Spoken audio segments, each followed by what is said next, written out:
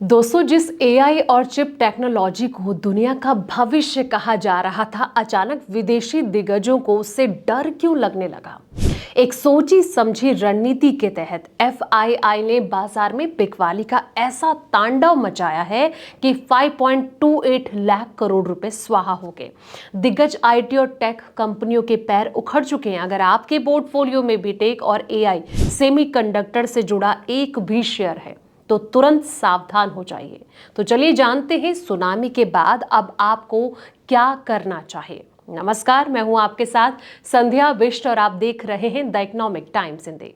दोस्तों, विदेशी निवेशक लगातार ट्रेडिंग सेक्शन में कोरियाई शेयर बाजार में बिकवाली कर रहे हैं। सबसे ज्यादा दबाव टेक्नोलॉजी और एआई से जुड़े शेयर पर देखने को मिला है।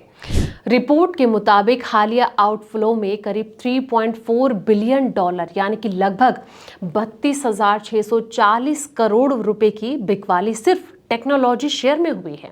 अगर पूरे साल की बात की जाए दोस्तों, तो विदेशी निवेशकों ने जो है अब तक तकरीबन 55 बिलियन डॉलर यानी कि लगभग 5 लाख से भी ज्यादा यानी कि 5.28 लाख करोड़ दक्षिण कोरियाई बाजार से निकाल लिए हैं। ये जो आंकड़ा है दिखाता है कि दुनिया के सबसे मजबूत शेयर बाजार में शामिल रहे कोरिया से अब विदेशी फंड तेजी से पैसा निकाल रहे हैं।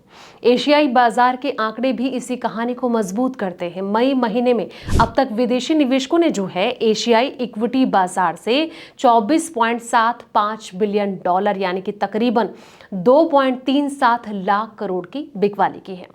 इनमें से सिर्फ पिछले एक हफ्ते में 17.27 बिलियन डॉलर यानी कि लगभग 1.66 लाख करोड़ की निकासी हुई है।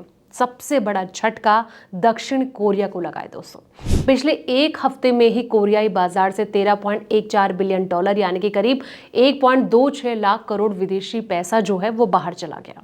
यानी कि तस्वीर साफ है, विदेशी निवेशक जो हैं अब एशियाई टेक और ग्रोथ मार्केट में जोखिम कम कर रहे हैं और दक्षिण कोरिया इसका सबसे बड़ा शिकार बन गया है। दोस्तों, दरअसल जो है कोरिया का जो बाजार है पिछले कुछ महीने में एआई हो गया और चिप स्टॉक की वजह से तेजी से चढ़ा था। सैमसंग इलेक्ट्रॉनिक्स और एसके हाइनिक्स जैसी जो कंपनियां हैं वो एआई बूम की सबसे बड़ी खिलाड़ी बनकर उभरी थी। खास करके हाई वेट विड्थ मेमोरी यानी कि HBM चिप्स की मांग बढ़ने से इन कंपनियों के शेयर में जो है जबरदस्त तेजी आई। यानी कि विदेशी निवेशक सिर्फ कमजोर बाजार की वजह से नहीं बेच रहे, बल्कि ऐसा लग रहा है कि वो एआई और सेमीकंडक्टर रैली में मिले बड़े मुनाफे को बुक कर रहे हैं दोस्तों।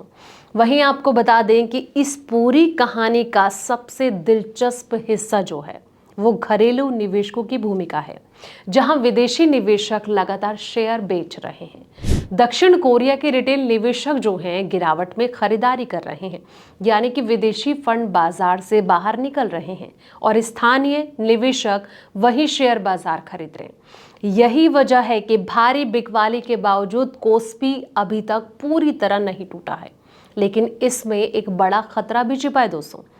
अगर बाजार में उतार चढ़ाव बढ़ता है और रिटेल निवेशकों का भरोसा जो है वो कमजोर पड़ता है तो बाजार में अचानक बड़ी गिरावट आ सकती है, क्योंकि तब जो है विदेशी जो बिकवाली हो रही है इसको संभालने वाले घरेलू सपोर्ट भी कमजोर हो जाएगा। अमेरिका में लंबी अवधि की बॉन्ड यील्ड जो है वो बढ़ रही है और इसका असर जो है खास करके उन बाजारों पर ज्यादा पड़ता है जहां ग्रोथ और टेक्नोलॉजी कंपनियों का दबदबा होता है। दक्षिण कोरिया और ताइवान दोनों ऐसे ही बाजार हैं जहां कुछ बड़ी टेक कंपनियां पूरे इंडेक्स को प्रभावित करती हैं दोस्तों।